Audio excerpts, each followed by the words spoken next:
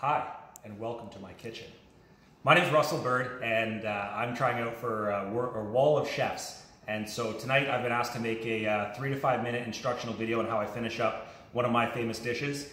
So today I'm making a dish that's really important to me. It's a gluten-free bacon chowder with bacon-wrapped shrimp, sweet potato gnocchi, and tempura ginger. There's a lot of elements in there that I really feel passionate about. I actually used this dish to get first place in the finals at the World Bacon Championships, and so that's why I think it's really cool. So come on over here, we'll give you a show of what the chowder is, and tell you what the next steps are. So as you can see, here's the chowder, which I made from scratch, going away, just bubbling and reducing. So you can see there's lots of goodness in there. We got potatoes, we got bacon, we got some broccoli stems, some onion. A lot of these things are grown locally, which I think is really important for sustainable production. And like I said, it's all gluten-free. There's no flour in here. We use gluten-free white rice flour to help thicken it up. We're about to get some tempura going with the tempura ginger, but I'll give you a quick showing here. We also have our sweet potato gnocchi, which I made by hand about 45 minutes ago. I just like to let it get cold before it goes into the chowder itself, and it's a stabilizer for the prawns.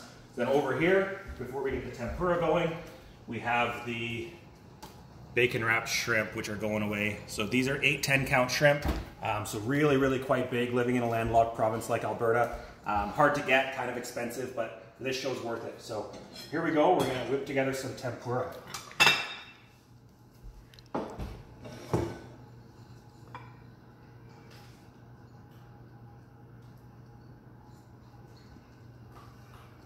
This is a dish that my father-in-law taught me.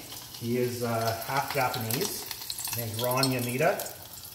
And in Japanese, Yanida means rice field. And so this is a long-standing family recipe, which we've altered a little bit to make it gluten-free. So instead of using regular flour, we've used gluten-free flour, which is based with rice. I guess that might make it a little bit more Japanese. So I've got the tempura here just in an ice bath, so that keeps it really cold and allows you to have a better reaction, so you get crispier tempura in the end. I'm going to give it a bit of a stir because I don't want them to stick together too much, and I want to get all of the heat in between all the crevices so that we're not dealing with a gooey tempura when we bite into it. We want it nice and crispy and flaky.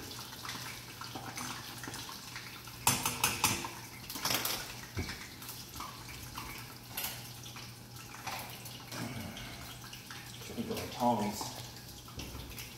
There they are.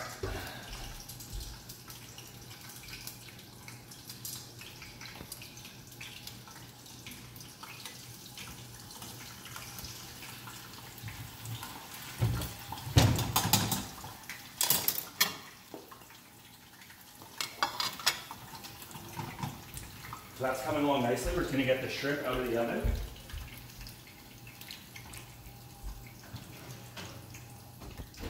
Plate this dish up.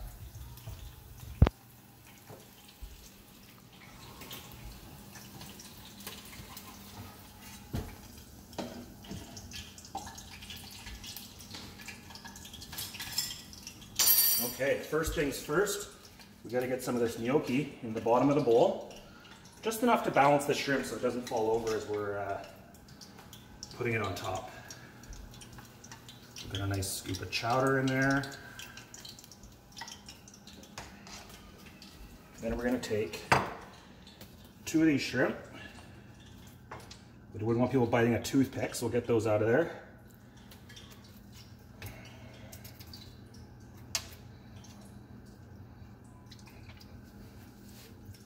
Never mind the licking, I won't do that on TV, I promise. So we've got the shrimp. We'll bring it over here. We're going to take a piece of our delicious ginger, we're going to salt it up, get it on top as a nice garnish with some nori, and there you go. So this right here is my bacon wrapped shrimp chowder with fried yam gnocchi and tempura ginger. So enjoy.